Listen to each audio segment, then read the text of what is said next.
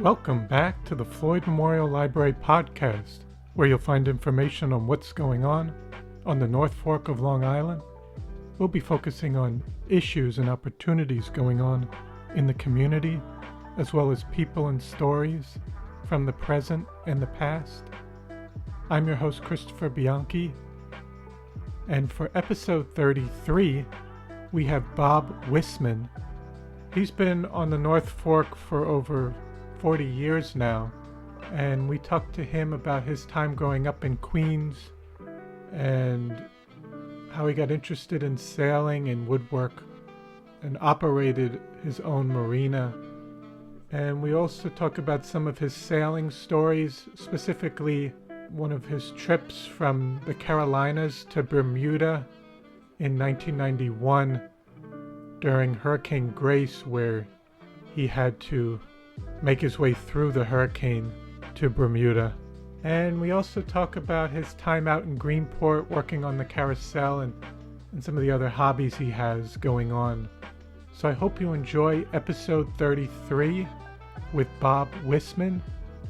This episode was recorded February 21st, 2024. Thank you for coming on the podcast today. Appreciate that. This is the first time I've done it. Yes, really. No. My name is Bob Wissmann, and live in Greenport here now I thought it was 35 years, but my son corrected me. It's more like 40 some years. But at the beginning, I was born in Queens, little town called Beechhurst, and we were right on the confluence of the Sound water and the East River. So I was always near the water. I always liked the water. Grew up near the water. And that actually stayed with me through my entire life. And there's a long history in between there. But went to parochial schools and full high schools and 1 year of college at Agricultural Institute in Farmingdale. But at that time, it was more agricultural. That was in the 50s. And what about your parents? My parents are second generation German. Their folks, they were both born here in this country, but their parents were born in Germany.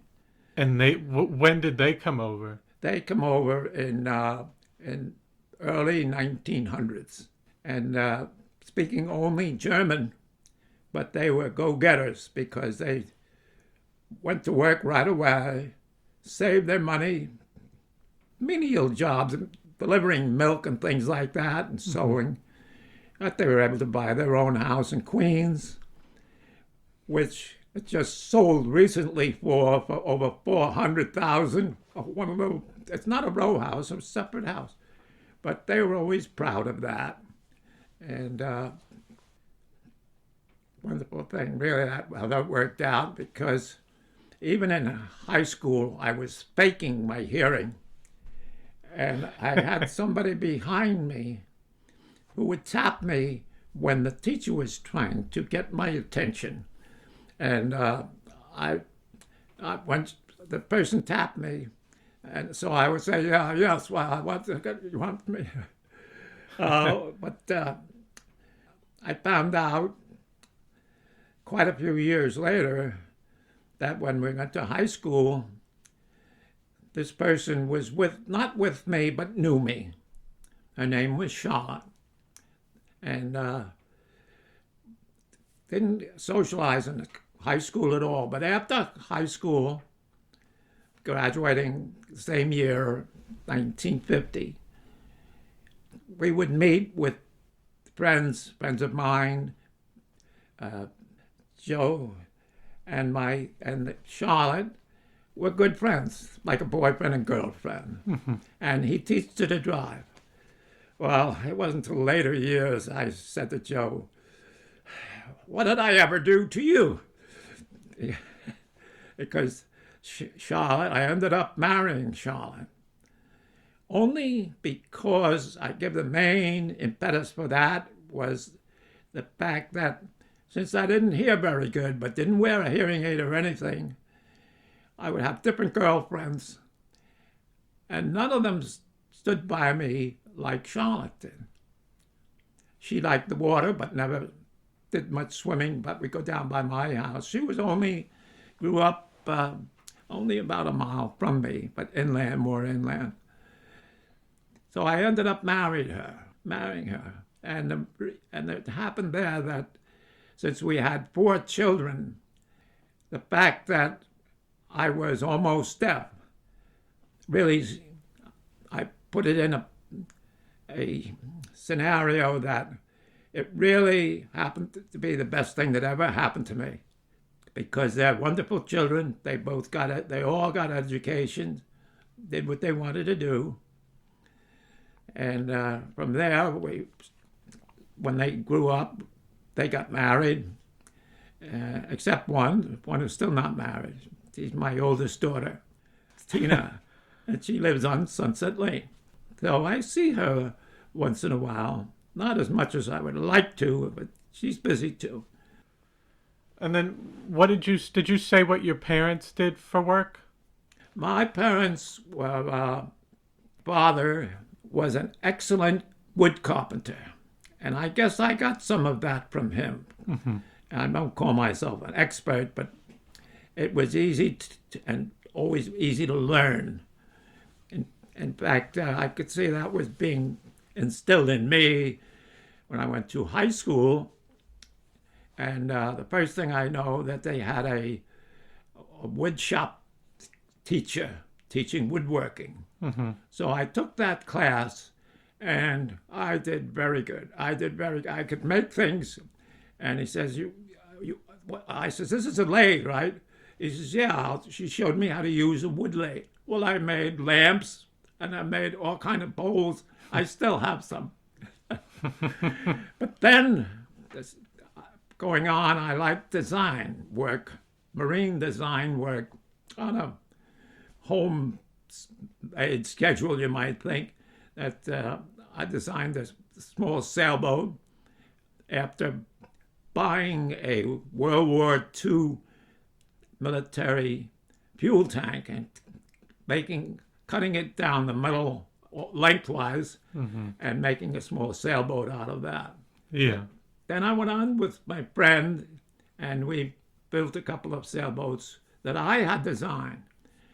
It's very close to being what was designed about within the 10 years, I guess, of a sunfish. You know what a sunfish one is, right? Mm-hmm. Well, mine was similarly shaped, except it had a Marconi rig, which I could explain that in detail anytime.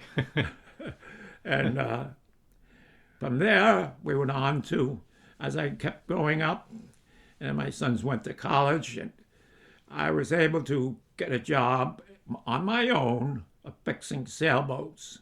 However, I did work the first years of my marriage in the 50s, working at an aircraft place in Farmingdale.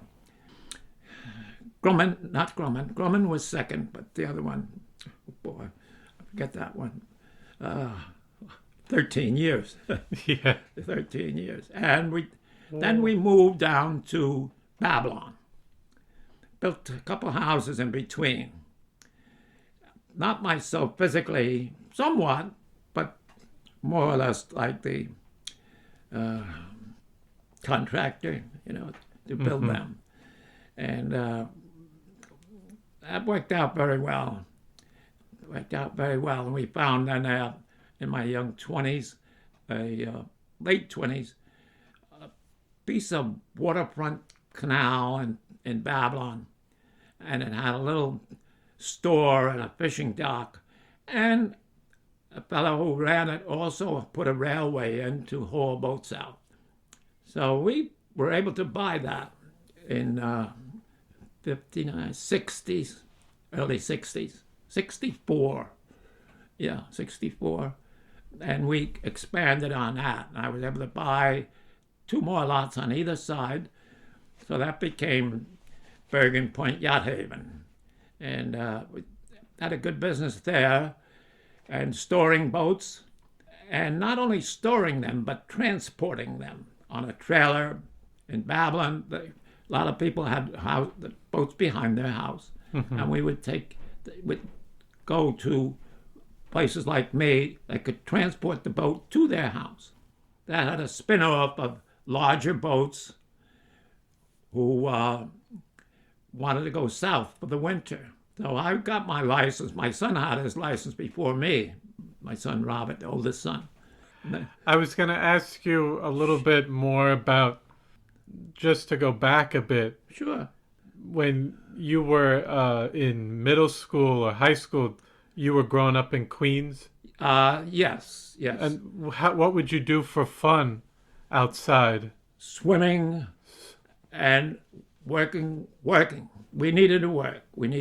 My father died from injuries. He was only 57 years old. So and it was 5 of us children with my mother, and I went to work more. It was very quickly, but for recreation, I seeked out boat builders in the canal area where we lived, and because my father inspired me with the boat building work, not boat building work, woodworking work. Yeah. So that was fine with high school. But I knew I was getting a little too far advanced with high school because I asked the woodwork teacher, I'm designing a boat and I need to build a centerboard trunk. So he says, well, how big centerboard trunk? We don't, big trunks. He says, no, this is a more narrow box. And, oh, okay. So I was able to build it there. And I don't say never, but I rarely went to any parties from school or anything like that. I would see Charlotte without a connection at all. She would be there with other people too. And she was a roller skater, a real good roller skater. We still have a roller skate box. She wanted to save them. Wooden wheels and all that. Wow. Yeah. Would you go into New York City a lot? Not a lot, no. No. We did go to Coney Island a few times, and they had a lot of roller coasters and devices there, you know. Yeah. Yeah, that would be in the late 40s. That would be in the late 40s. That would be in high school, yeah. Yeah. And then, were you in high school when the war, World War II? Yes. That was actually, I went to high school. Actually, the war was winding down, 44 already. Not winding down, but we're getting down. Kidding. Yeah. But you remember that? Oh, yes. We still, well, my mother had these coupons that you had to give in if you could get some butter or something like that. Me and my oldest sister, Jean, she was a little older than me. I was the second one down. She was working too at became a military contract in Whitestone for making pontoons for aircraft, smaller aircraft, one-person aircraft that they were designing to be able to be lifted into the water from a carrier. The carriers, they could lift one in. They couldn't land on the deck yet, but it wasn't long before they could land on the deck. And then, did you know what you wanted to do coming out of high school? No, not really, except to raise a family and always make sure I'm working to make enough money.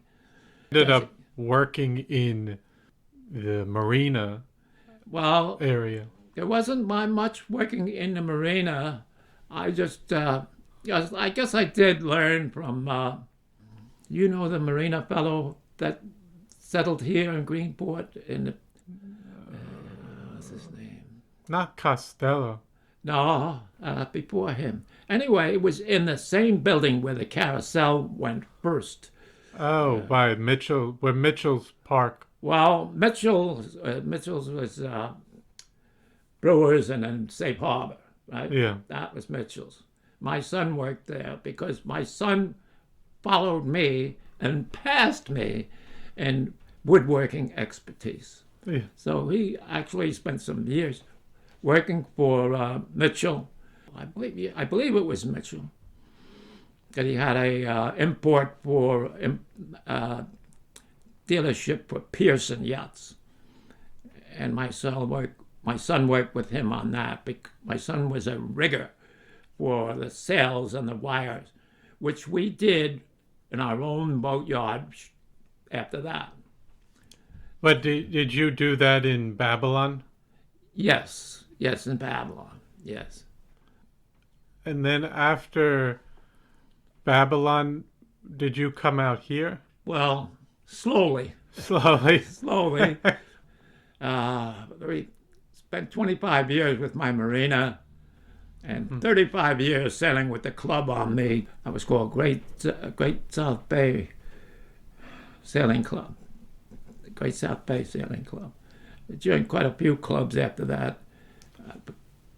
But it became part of our work too, in that when we sold the marina, we did not sell any rights to handling boats that were not involved with the marina, but transporting, as far as taking them south for the winter. We take them south. Started off by only going as far as Florida. They ended up going down to the Virgin Islands. Yeah. My son, myself, and I had a tap-on captain who I could use if we weren't available ourselves. But as far as moving east, we bought an old house in Brightwaters. It was built for some movie star where there was no sound yet. Yeah. And that was even before me. But the movie star, don't ask me her name. They said, you asked the real estate guy. And I said, I did. But he says, oh, he's gone. What her name was. I didn't know her name. But the address was in the concourse. And of course, we had water behind it. In fact, just about every house we had, we were on water. And it wasn't expensive. Well, it was expensive, more than the current inland price, you know? Yeah. The difference now is even more, right? Wow. Mm-hmm. But anyway, coming out here, we left from Brightwaters to Greenport, a little small house in Greenport that I gave to my daughter. And had you ever visited the North Fork before? oh yes, we cruised during the 25 years of sailing on the Great South Bay. We would always take a cruise. They called it the summer cruise, and we would go east, going through Greenport, but usually as a stop. And we used to get ice down here on First Street, and the building is still there, where they could sell ice. And we would put that in the boats to sail further on up to Martha's Vineyard or up the Connecticut River. And that was with the early sailing club. Then out here, we would come in, we'd get the ice here, and then we'd go maybe to Daring Harbor or to Cuckles Harbor or all the way around the other side. Or we would stay in a little place over here called Gull Pond. But it wasn't called Gull Pond then. It was just a cut. And we could get in there at high tide and anchor. And that's Gull Pond. So that was the end of that. And not the end of it, but that's one of the things as the years went on that we got. And then to actually anchor here in Gull Pond was a very special way. And we were already racing a pretty good sized boat, Morgan 38. And after sailing to Bermuda with my family, my youngest son, Eric, and my wife, in a race not from Newport, but from there's a sailing race every 2 years from Newport. Mm-hmm. The intervening years is from Massachusetts, Marion, Massachusetts. And my wife was almost 50 years old. In fact, we celebrated her birthday in the middle of the race. However, I had practiced and learned at the other yacht club in Babylon how to navigate using a sextant. Well, the race from Marion, Massachusetts didn't want you to use any other electronics. They wanted you to use the sextant.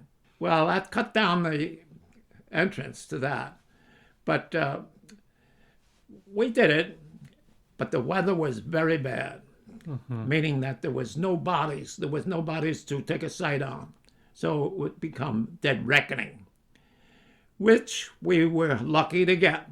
Lucky to hit. You get within 50 miles of Bermuda, now you can get a radio bearing. Maybe the 2 stations on Bermuda. And intersect that, you could tell where you were. Anyway, it was a pretty good race. We came in third in our division. Third in our division, but first in family. There was only 4 families, but there was about 40 boats racing. Wow. Now, the thing is, I knew Gold Pond, I've anchored in there, and there wasn't many houses there. But the race went on, and we got to Bermuda, and now we're relaxing in Bermuda. This is a little side. You can interject as much as you want. But there's a fellow reading a book. I could sense, well, I found out he couldn't hear. He was deaf. So I went over to him, and I said, hello, what boat did you sail on a boat here? Oh, yes. He says, after he could hear me, understand me. Yes, and I said, wow. I said, great, it's been over now. So he says, we were the last boat to come in. We missed the island by almost 100 miles. Easy to do. You don't think so, but Bermuda don't really stand out too much unless you have electronic. And now the electronics is a piece of cake now. We got to know one another. I could talk to him, he could talk to me. No hearing aids at all. Either one. I had a hearing aid, he didn't. And where did he grow up? He grew up in New York. Oh, yeah, me too, yeah. He says, well, I grew up on Long Island. I said, yeah, me too. We got all the way down to Greenport. And he says, I have a house in Greenport. Oh, that's nice. That's a nice area. I know we like that area. And after we got talking, he says, I bought 3 lots. He bought 3 lots. Okay, that's fine. And we said goodbye, and I said, I'll see you on land there. He showed me how to get there, little canal. Well, we got to talking, and he said, Bob, my wife likes your wife, and I like you. I said, oh, that's very nice. He says, I'll sell you a piece of land next door to me. How is that? I says, well, waterfront land, that goes from, in those days, it was 50,000, 60,000. And so I says, well, it depends on the price, because I'm still working pretty hard, Oh, I want to give it to you cheap. I want you to be next to me. He says, you know how to fix this in a boat? I says, sure. He says, well, he has his own boat there. It's I forget the make, but it was a wooden boat. Hinckley is the name of the make. Very well done boats, built in Massachusetts, I believe. And he says, I have a few things I'd like to get fixed. I said, yeah, sure. And he sold me the land cheap. We built a house there. And that's where I live today. And you built a house on that? On that lot. Wow. Right next door. And what year was this? That would be, the race was in 79. So it was 80. Actually, it was 79 we bought the property. And the next year, it took us a long time to get a permit. Almost over a year. Because the people who lived a little bit to the East Marion, their wells were not doing so good. And they were against new construction. Well, between the North Road and the end of Gold Pond Lane, there was 2 houses. and mine was the third one. And that took a long time to get the permits for. But then they just sold the last lot just a couple of months ago, I think, on Pond Lane. And how would you describe Greenport at that time? When you came out here, what did you think of it? Well, we had cars, but we had fishing fleets, big fishing fleets. Not that big. It was already going down. Going down. But was it more quiet? Oh, yes. Quieter? Oh, yes. In fact, before the carousel, even the South Shore didn't even come over, But then some wineries started pretty well here on the North Shore, much quieter, all the way up until we got the carousel. And you know how we got the carousel, right? It came from Grumman, but there was a competition that our mayor at that time, Dave Capel, said he went to the schools and he got some fifth graders to write Grumman why we would like to have the carousel here. And they were overwhelmed with that at Grumman. Now, that was smart, son of Capel, because there was at least a dozen schools who competed. Not the schools, the villages themselves. Competed for the carousel. Right, Dave did that. And so we were able to acquire that machine. You got involved with the carousel. Taking the woodwork. Bob could do the woodwork. Oh. So we would go south for the winter, right? In the springtime, I'd get a box with legs in it, parts, ears, wood. Oh, man. I'd put them together again. Those were for the horses. Yeah, from the horses that would get broken off during the winter, during the late fall and winter season. So that I stayed with them. I was there the day it came. I helped unload it with the fellow who got his name on a rock, because we flipped a coin who took the first ride from the village outside of the trustees.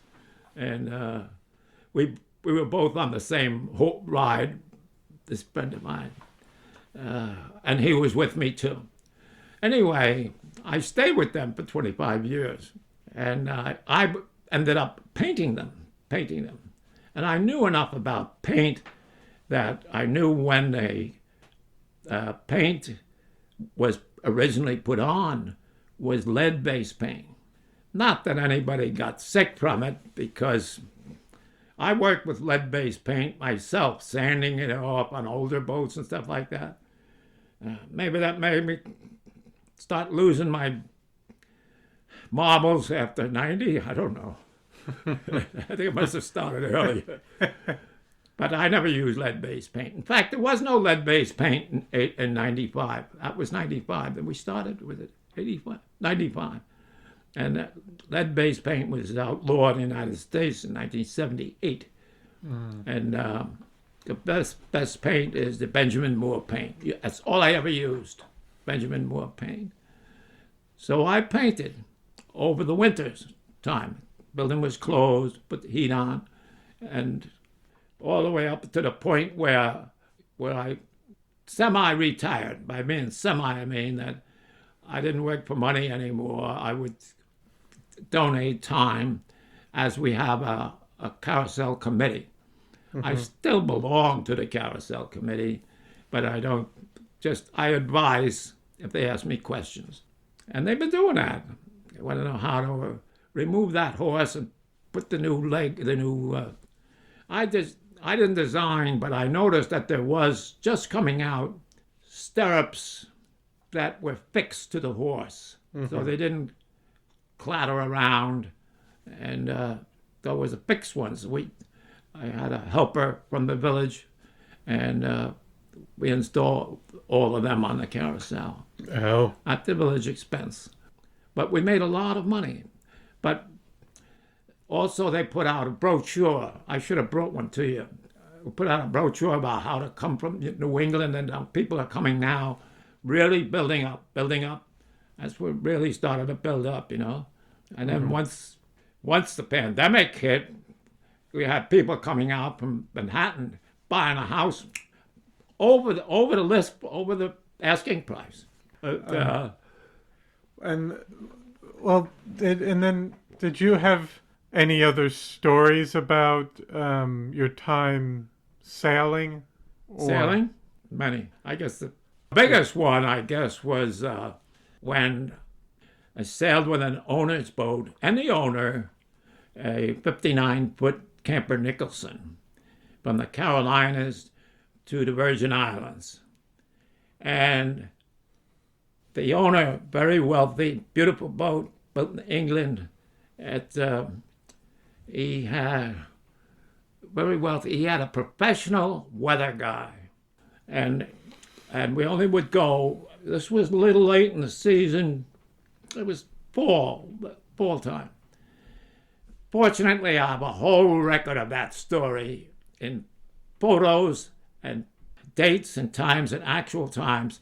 And the people in the Go Pond Yacht Club now, I'm letting them take it and reading it. And right now it's with a friend of mine right in Go Pond area. So I have to get it back to refresh my own memory. This was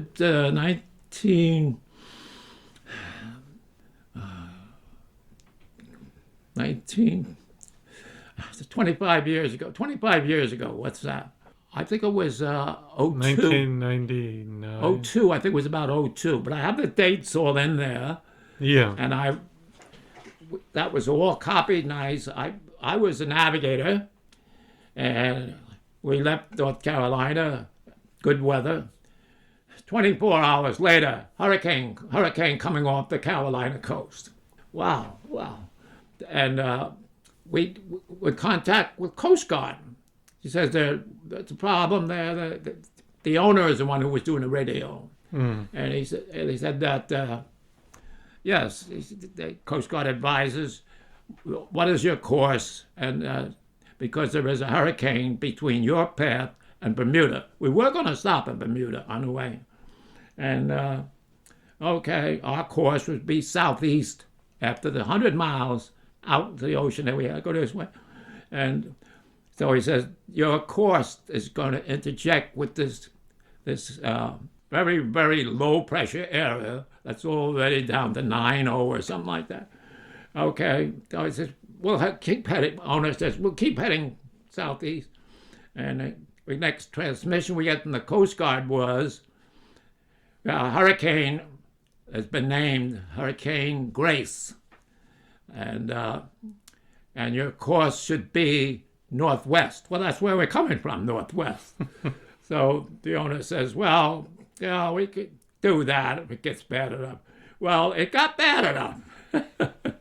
Oh, wow. It was only called Category 1, 2, 95 to 100 miles an hour.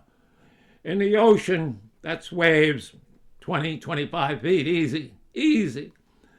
And so it did get pretty bad. So sure enough, we came around and we went over to the northeast, like to sail back.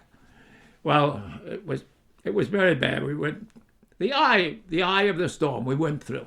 All of a sudden, oh my God, it's clear. It's clear. There's stars. Wow, what's all over? Half an hour later, again, the waves.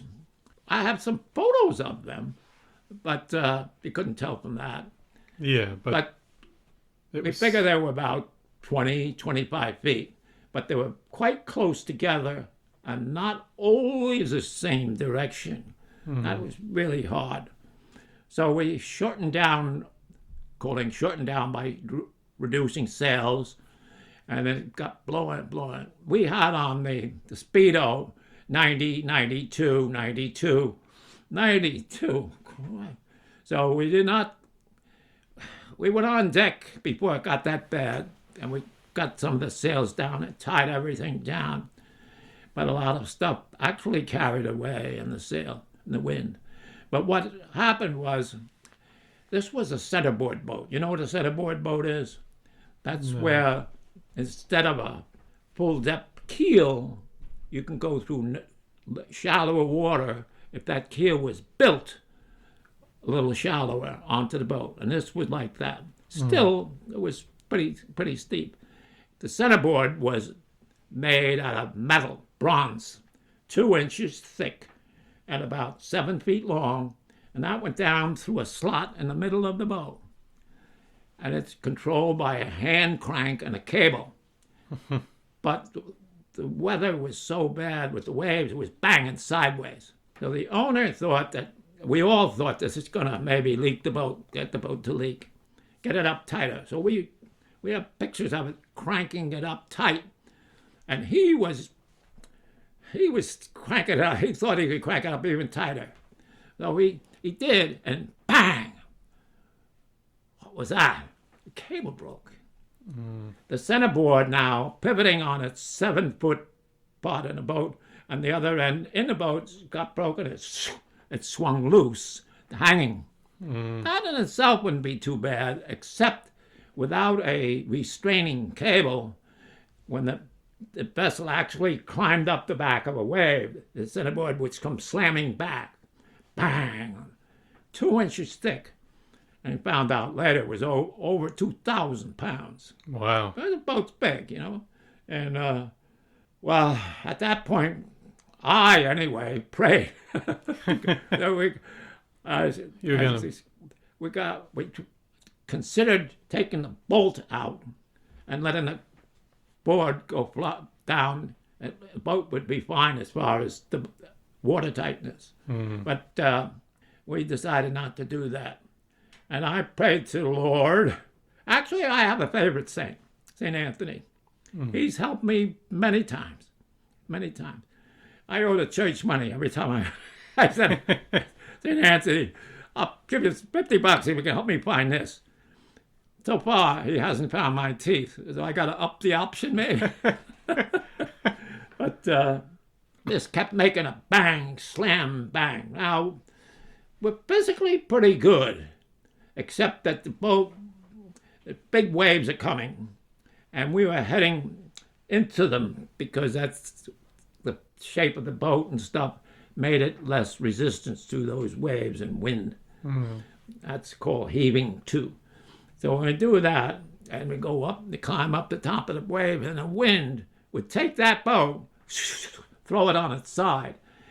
If there was enough water there behind it, you could hear that. Even I heard it. But we would sometimes float off. We were all down below. We all had tethers on for keeping onto the boat with a cable. And you could feel all of a sudden everybody floated off the sole of the boat, which is the bottom inside of the boat, and the floor. Well, this one time, what happened was my saint came through, and the noise stopped. So it carried away, broke by itself, and now at least it was smooth, and all we heard was the wind and the waves hitting the side of the boat, which was tremendous. And then we were looking up now because this is not too bad. And the Coast Guard's saying, well, you passed through the eye now. It says, you're going to get the second blast now, but it's going to be for only about 4 hours. That's what it was. Actually, daylight when it went through fairly fast. Hurricane Grace was the feeder storm that hit another low pressure off New England on the same date that a guy wrote about when the two fishing boats were lost. And he wrote a book on it, made millions of dollars. I wrote a story on this and I got $500. Oh, boy. Wow. I didn't even put it together that was the other half of the perfect storm. Anyway, the major thing was that in this going up those waves, the boat would be like on a 45-degree angle, but bow in it, not behind it. The fishing boats like to use their power to run away, and you've got to be able to have the speed and the power to do that about an oncoming wave. And those boats were swamped. Wow. They lost one. And we made it through. Mm. But before that, we went up there, and it crashed up in the war and the wind. This was before the sound of the centerboard. The centerboard was still banging. So once we went off once, and we were on our side, and we went through air, and the boat went down and hit the water by the side, and tore off some things in the boat. He bolted down and ripped out of the boat. That's when it broke off the centerboard from the boat, cleared us. I said, well, that's better than losing the boat, St. Anthony. Okay. So we got into Bermuda. We couldn't land right away because they had signs all over the place, and also audio to cruise ships. 3 cruise ships were told to go away. They didn't want them in yet because the waves are too bad in the navigation area, and maybe some of the navigation markers are not there. So eventually we got in, and I've been there. I was there already, I knew the area, and we were able to tie up. And the owner went out, and he says, they're all sold. They're all sold, but he says he wanted to buy. He said, somebody said, that cruise ship is selling T-shirts. I survived Hurricane Grace. And I said, did you get some? No, they were all gone. We thought that was the end. But now we're going to continue to the Virgin Islands. The morning we're going to leave, we were cleaning the boat. We took all the stuff out. We have pictures of all the damp, wet stuff down below, taken out and drying out. And I looked over. That water is like crystal. Have you been to Bermuda? No. Oh, that water is clear. You can't tell the bottom. But anyway, we could see not only the bottom, but you look over, and I saw something sticking out on the side of my boat, or I says, we're on top of something. And I called the owner over. I said, you take a look at that. What do you see there? I had figured it out, but he says, oh, how did we do that? That was the centerboard. That centerboard, being 2 inches thick bronze, had folded over to the side of the boat from the force of landing in the water with the centerboard sticking out. It bent at 90 degrees. And he said he spent the next rest of that day trying to find a guy who could take it out, take it off. We couldn't. But we did have another sailing vessel in there, had been in there for a week. And he says, we can cable it so it won't get lost or swing again, maybe hurt the bottom of the boat. Because fiberglass, there's this big heavy bronze. We sailed all the way to the Virgin Islands with this centerboard sticking out from the side. And then we went on to the Virgin Islands, and I flew back. And the next spring, we brought the boat back, my son and I and a friend.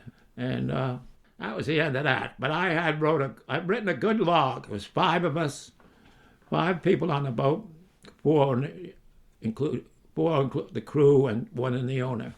But I have a pictorial of that. A pictorial story. Yes. And I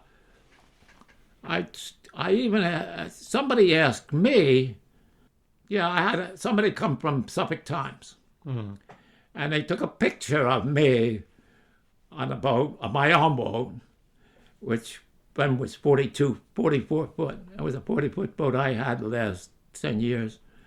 I sold it to Lagendown. That's, the Greenport shipyard here, right? Well, a couple of businesses inside, I think. One of them is Anders Woodworking. Swedish guys, good woodworkers too. We got along good. But they take care of a sailing fleet of Hershoff design sailboats. It's expensive. They race them in the summertime. They're all exactly the same. And so he keeps it there in Greenport. So I sold it to him. Very reasonable. And now I think he wanted me to help him take it to Florida. He was never to Florida over the waterway. And I said, I'd be happy to, but I don't think I have enough stamina for that anymore. So that's where it stands now. But That was the most important. But I did have a race to Bermuda with my wife and my youngest son, and then another helper. No, that first race was all family, and terrible weather. And I was apologizing to my wife, and she said, "Didn't you tell me there was going to be some sunshine?" Well, they even reported it's going to have one rainy day the night before, and the next day it was overcast and rainy and windy for the next 4 or 5 days. But we made it all right. Got an ocean trophy for family division and a third in overall division. But I've been to Bermuda sailing, delivering boats, I guess maybe 7, 8 times. But other boats sailing south of different places kept going further and further. We went down to South America, one boat. And the reason we did that was he wasn't going to get allowed entry to St. John's, which is British. And he didn't have the proper papers for that. So he had to take him to Tip City off South America. I forget the name. Tip off South America. It's cruise ships go there. It's one of the only. It's in fact it's. Is it in Venezuela? Yes, it is Venezuela's country. What is it? But we only dropped them off there in the marina, and that was just a delivery, point to point. And they come down, they fly down, and they sail. But he wasn't going to go there. He wanted to go to the British Virgin. Oh. Oh yeah. Oh, we had another good one. I'm telling you. Took an old design but modernly built sailboat, 1800s, something similar to the lines of the America that won the first America's Cup, and but it was just a copy of their design, and it was about the same size, about 70 feet, with the owner of the expedition was the owner of the boat, and he offered it or bought it or whatever he did with a college, Southampton College, for a group of the students who wanted to learn marine biology and marine navigation and sailing, and we'd take their boat, 67 foot it wasn't very big, to the Virgin Islands. We did that. I spent my 50th birthday at an anchorage off one of the islands there. That pinpoints the date to me. But that was very interesting because it was gaff rig, meaning the older style that we had here in Greenport in the early years. Greenport has got a lot of history, way before me. Maybe there's some older guys than me could fill you in on that. Yeah. That's good. How much older? I'm only 93. A gaff rig, anyway, the sail has a big, heavy boom on the angle to the mast. And when you come about turning, you have to make sure that is in all the way horizontal, so it doesn't have a swinging action to it. It's over 100 pounds piece of wood. Well, they didn't always do that because they wanted some of the students to be part of the crew. Oh, I can steer. I said, okay, now steering, you have to signal when you want to turn. You say, come about. We want to come about. Okay, I have a couple guys there ready to, and they pull in that big sail.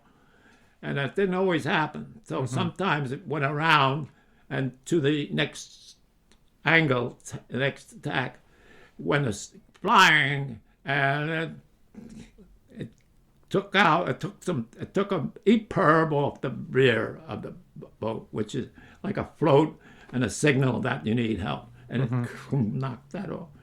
But it could hit you in the head if you were standing up on the surface deck behind the steering. Anyway, that was interesting too, because we would punish them by letting them ride the boom. Now, the boom would, it swings out over the water, and we had a tackle on that, and what they call a bosun chair, which has fabric that you could put on and hook on with a cable, but going up the mast or riding the boom.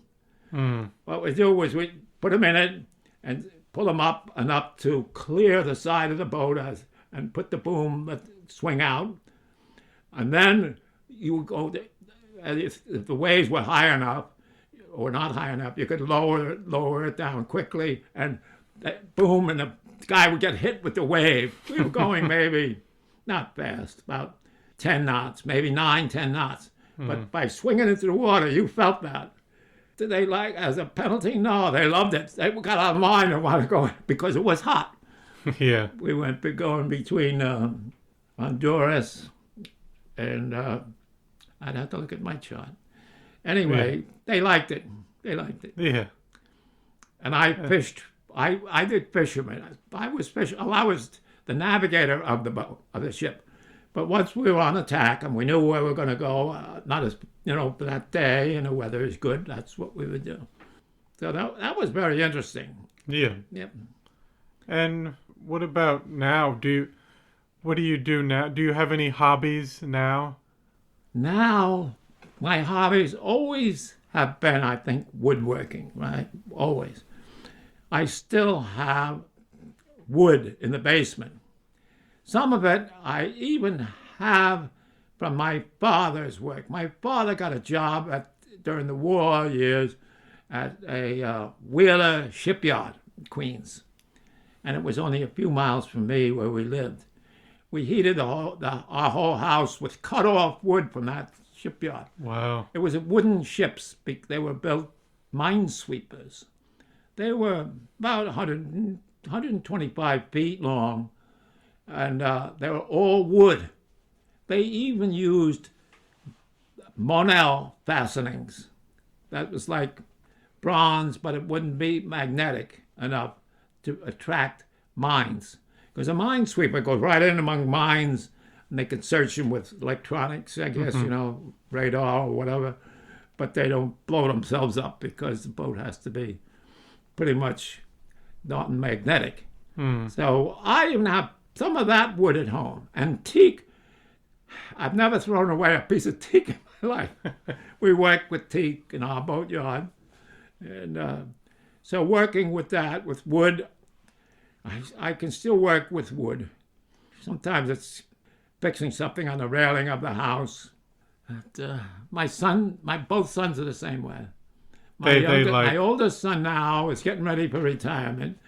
He just sold a yacht touring business in Cape Cod. It got too busy for him.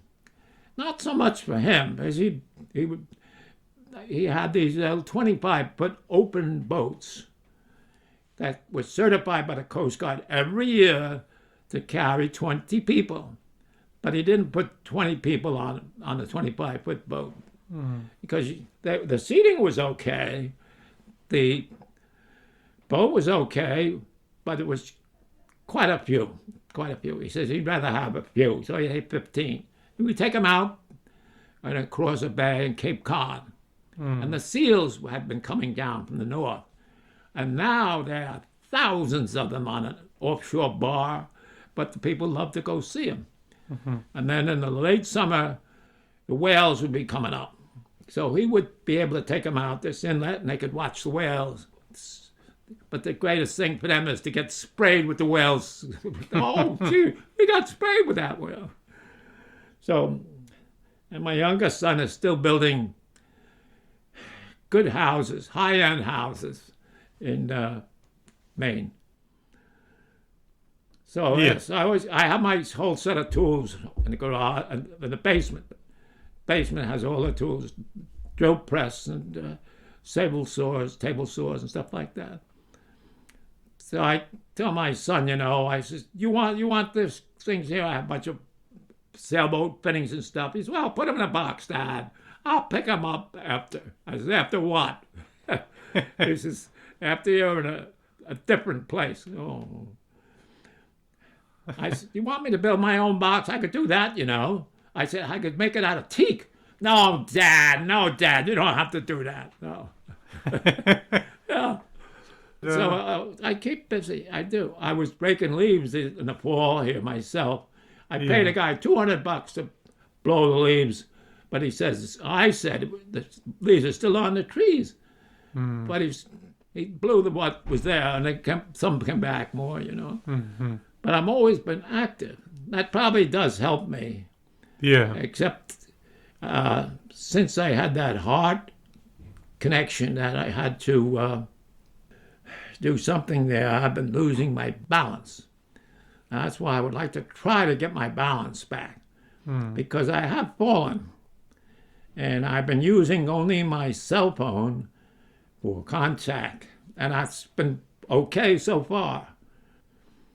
But even now, you've been able to use the cell phone and computer.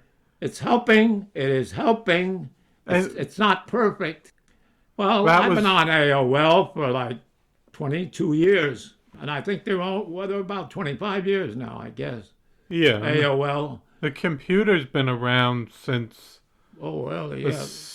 I mean, I know there weren't maybe personal computers until like the 70s or 80s. Yes. Well, I tell you, my youngest son went to college and graduated in 85, and he majored in computer sciences. He's practically a guru, and I must have leaned on him too much. He gets to a point where he says, Dad, just ask Siri, ask Google. I still don't know how to navigate the newest ones. Yeah, there's always a new thing coming out. To learn. And what about the cell phone? I mean, they still had the wire phones up until a certain amount of time, but the cell phones. Well, I had one since about 2003. And now that's quite different from the new one. The new one doesn't have any buttons on it. It's all touch. There's a button on the side. I still have a hard time making it work. Yeah. It's touch. And even to go from one program to the other, I couldn't tough. turn it on. It doesn't want to work with my fingers myself like it's supposed to. And then just living on the North Fork, what do you enjoy about living in Greenport and on the North Fork? What have you enjoyed the most? As far as about living in Greenport? Yes. Oh, yeah, well, it's great. I think it's great. Yeah, my own experience is wonderful, really. And the services are great. We did have a library in Queens, but it wasn't like this. Of course, now we're going back here to the time. Oh, the library in Queens? Yeah, sure. But I thought I wanted to be a forest ranger. I didn't go up to the very top in the Boy Scouts, but I went up to what they call a Life Scout, which was one notch below Eagle, because I had to work. And they wouldn't take me in the Navy because the four of us who grew up together, four guys, school, camping, Brooklyn entertainment places, we were together, four of us, until just a couple of months ago when Miss died. But the other three were living. We all never smoked. We never drank. Never smoked or drank? No. My father did, and he lived to be 57. My brother did, and he lived to be 69, I think, 69. And I mean, at the time coming out of high school, it was all the rage. People would just... Pot, you mean? Or just cigarettes. Oh, yeah. Well, through the whole war years, the biggest thing you could do to help a soldier was send them a carton of cigarettes. As a gift? Yeah. Yep. That was part of the military, and of course before the war too. But it hung on to the other nations after the war, and the United States too, right? Until they're finally learning something. But it's not stopping a would-be addict, whether it's just cigarettes or whatever. Mm-hmm. I just watched a clip last night on YouTube about 50 movie stars who have this in common. And what they had in common was they died of alcoholism and combination, alcoholism and smoking. Mm-hmm. But that shows you how you... Yeah, I was too busy. I was too busy to smoke. I was always working on something.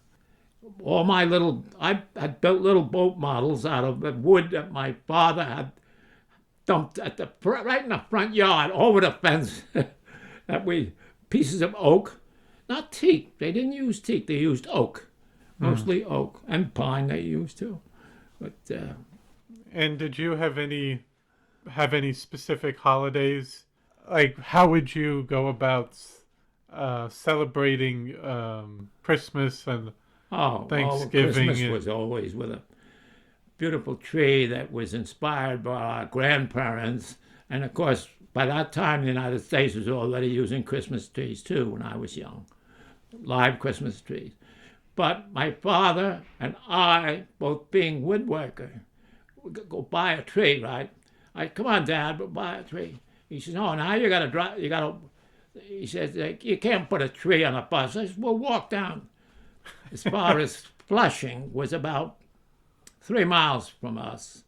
And he would wait until Christmas Eve morning. And we get down there, and oh my God, pretty scrawny stuff. That's a good one. The first time. "Oh no, Dad, was it $1? I remember that, $1. That was expensive, I guess, then. That would be 1937, 38, when I was about 8 years old. So we would get this scrawny-looking tree, and then he would get another one. I think they gave it to him. He says, "You carry this one." "What are we going to do with that?" I didn't have an idea what he's going to do with it. But we brought him home, and he stood up the tree that we're going to use and made branches cut from the piece and drilled holes. And we had the most beautiful tree for years. Wow, that's a nice tree. Where'd you get that? I was in Flushing. Wow. That was my father instilling in me, without telling me, that he loved to work with wood, and yet he was too busy working to keep this family all in one place and fed, Mm-hmm. We were renting a house.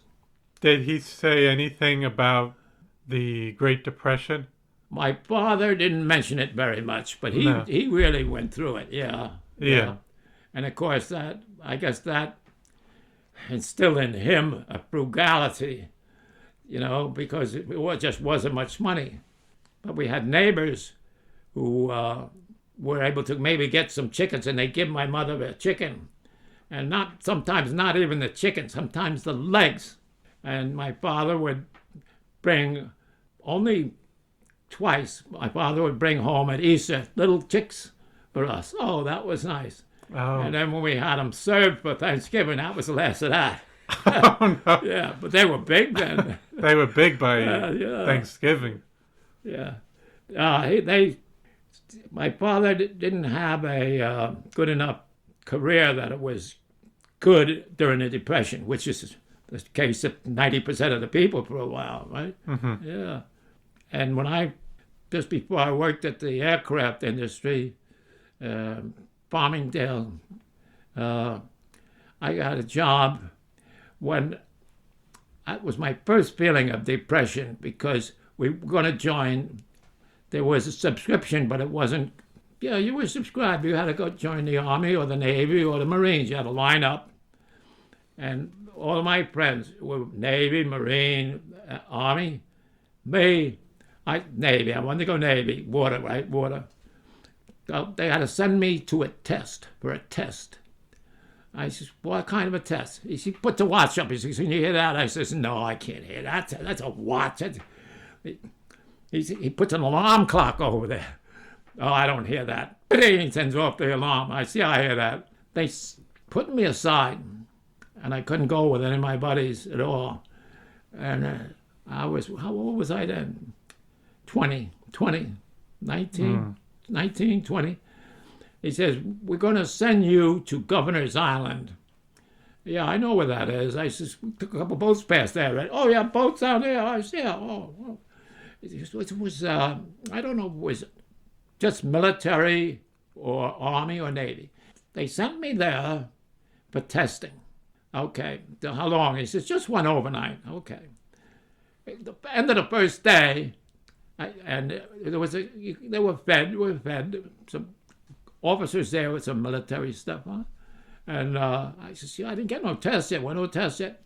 "Don't worry about it.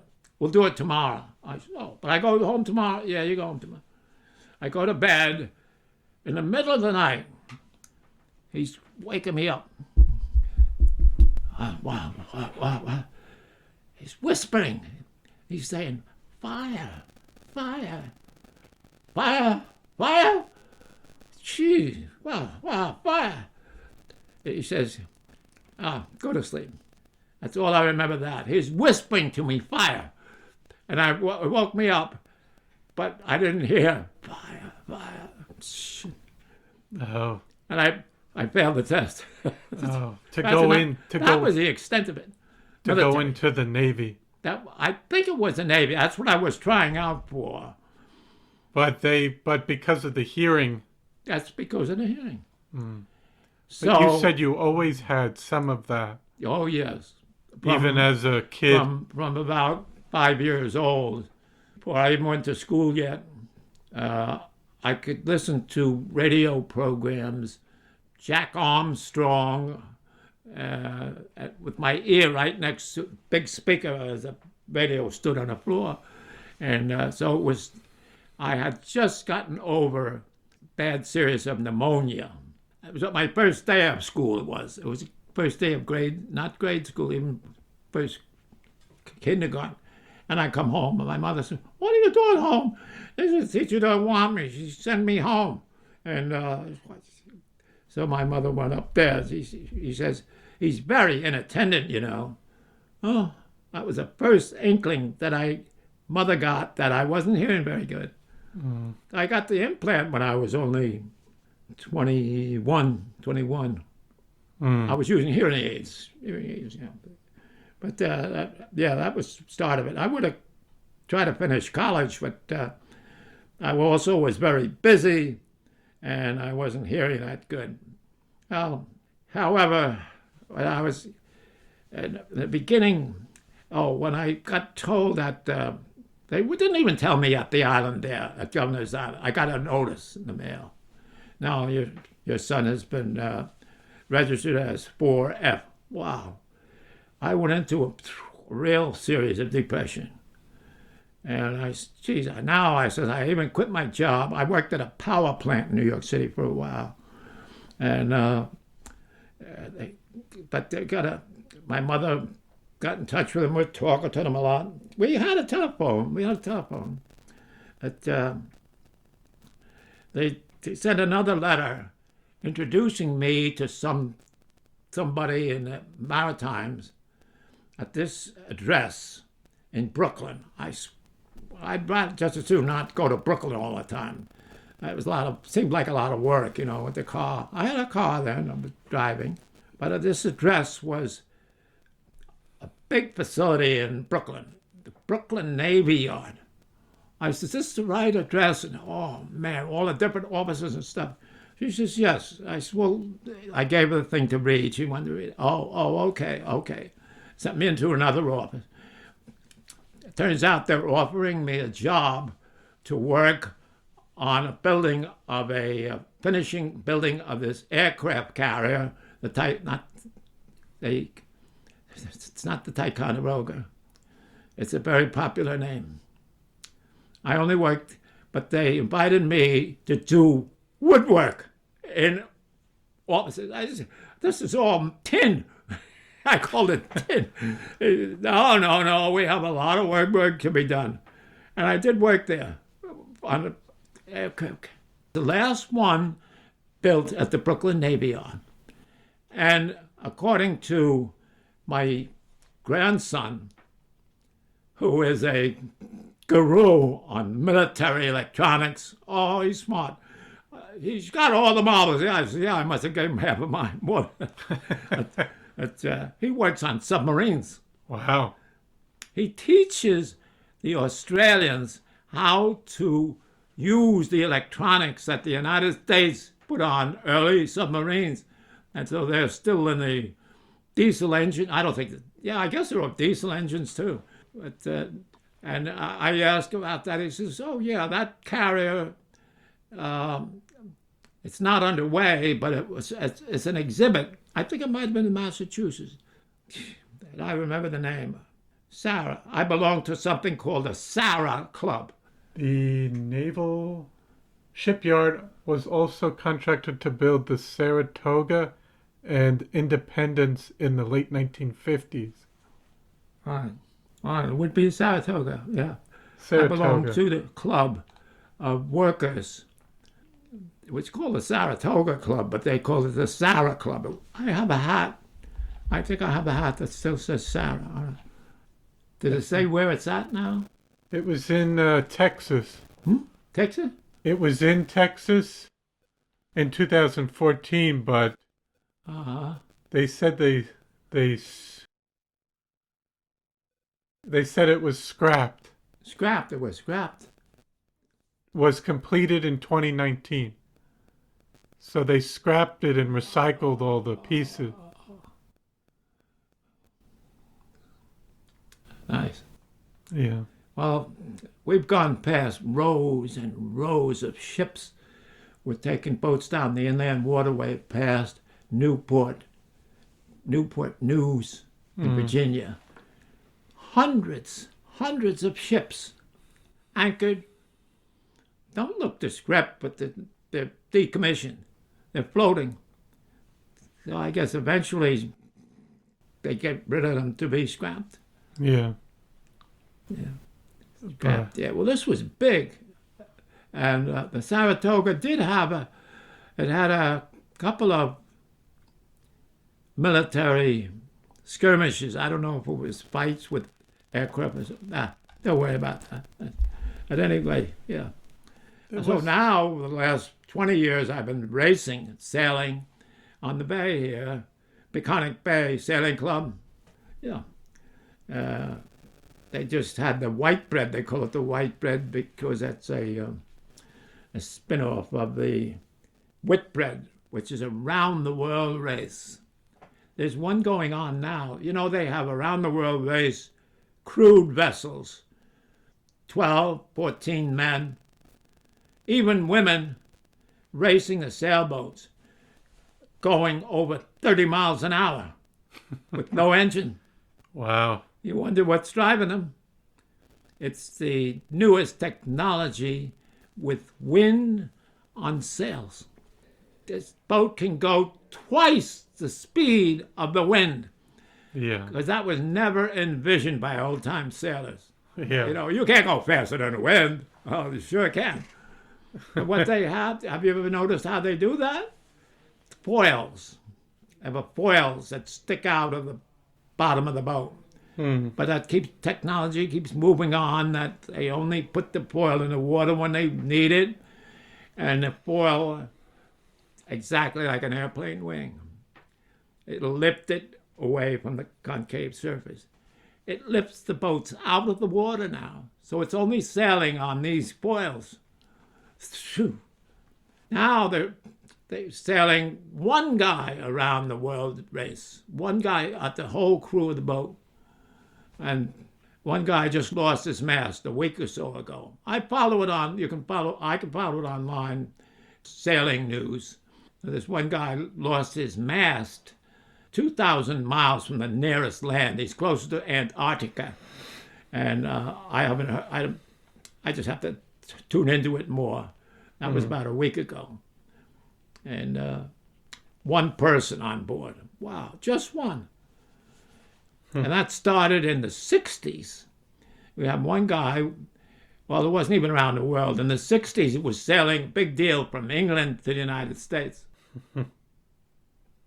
And I guess just one more question. Sure.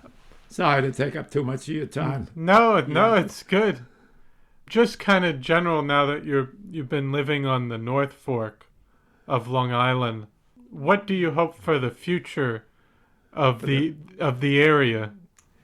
I really never concentrated on that because I'm not going to be part of that.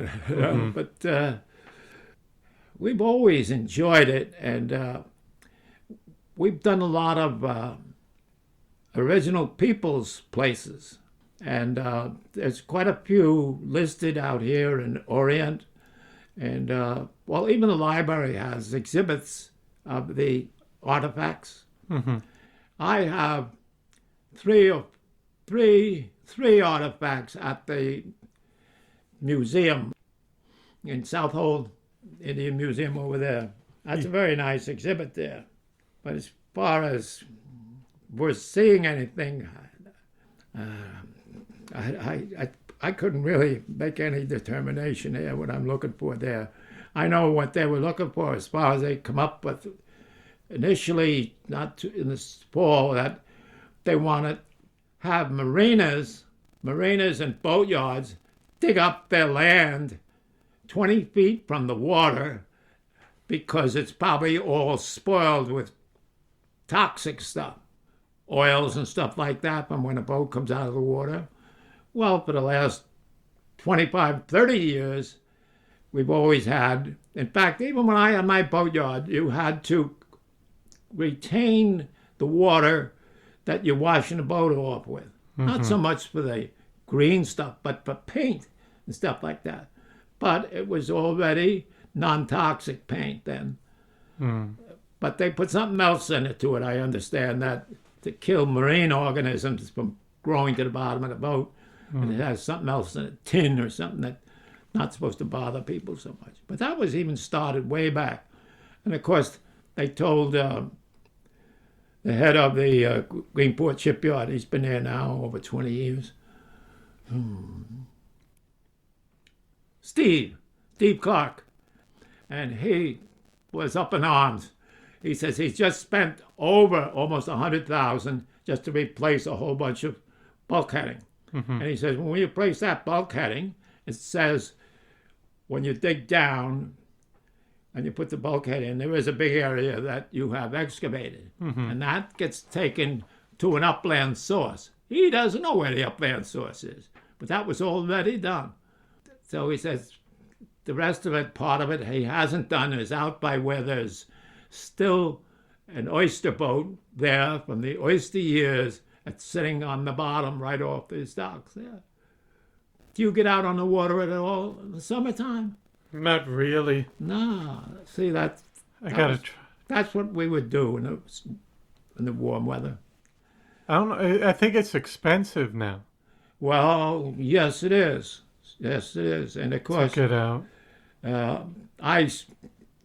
I shortened down from 44 feet. My last boat was 44 feet, and we always did have a whaler, a small whaler, 17 foot, and I could take the grandchildren out on that and stuff, and I'd tie it right behind my house on that creek. Mm. Gull Pond opens out to the bay, and that's Shelter Island Waterway, I think you call it. Mm-hmm. That's not Peconic Bay yet, but it's Shelter Island Sound. That's what it's supposed to be on the charts. I have old charts sometimes I look at what they called it before. Mm. Yeah. Yeah. Yes, the cheapest way is to have your boat on a trailer, put it in the water there, and then take it out, because dockage is extremely expensive. Mm-hmm. In my day, we would handle boats, take it out of the water, put it on a trailer, take it home to the house for $29 if it was a 29-foot boat. Now, that's just everything. Yeah. So I'm kind of mentally locked into 1960 prices, and it drives me nuts. I'm feeding my cats. Even at the grocery store? That's what I mean, at the grocery store, yeah. I spend more for cat food. Cat food is like over $3 a pound. Dry cat food. I rarely spend more than $3 a pound for meat. You can buy chicken and stuff cheap. Yeah. And I don't need to, but I do. But was there anything else you wanted to discuss? Oh, plenty. I have a library. Of books? One library, 2 libraries. I don't know. I guess I got 200 books, at least. Wow. But thank you so much for coming in today. When you would be able to listen in, too? Yes. Yeah. You can listen to it on YouTube. Oh, on YouTube. On YouTube and some other platforms. I never started that. I could have started a YouTube platform myself. Because my oldest son, he says, Dad, how are you doing on the bucket list? I says, oh, well, you want me to do my memoirs on the bucket list? To start the bucket 15 years ago, I started listing all the boats I've had and built my own name. I have 13 of them. He says, well, somebody would transport? I said, no, I bought my boat.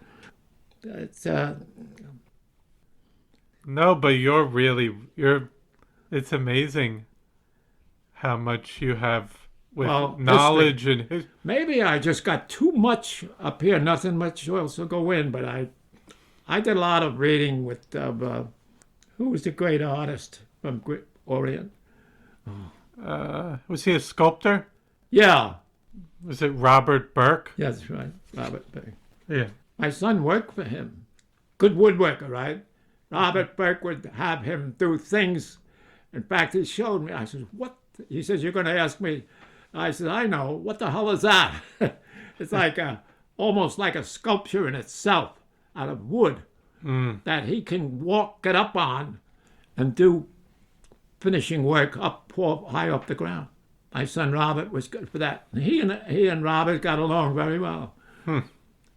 Took me there one day, but I see, Robert, you're going to forget how to build stairways. My son designs and builds stairways in a wooden house, 3 levels, and out of wood, where the builders of the house don't want to have nothing to do with that. They build a house, they build the levels, but my son has got to make the stairways come up to each level exactly 7.34 inches and to the next one. Wow. Okay. Okay. Thank you. Thank you for coming in today. Oh, yes, sure.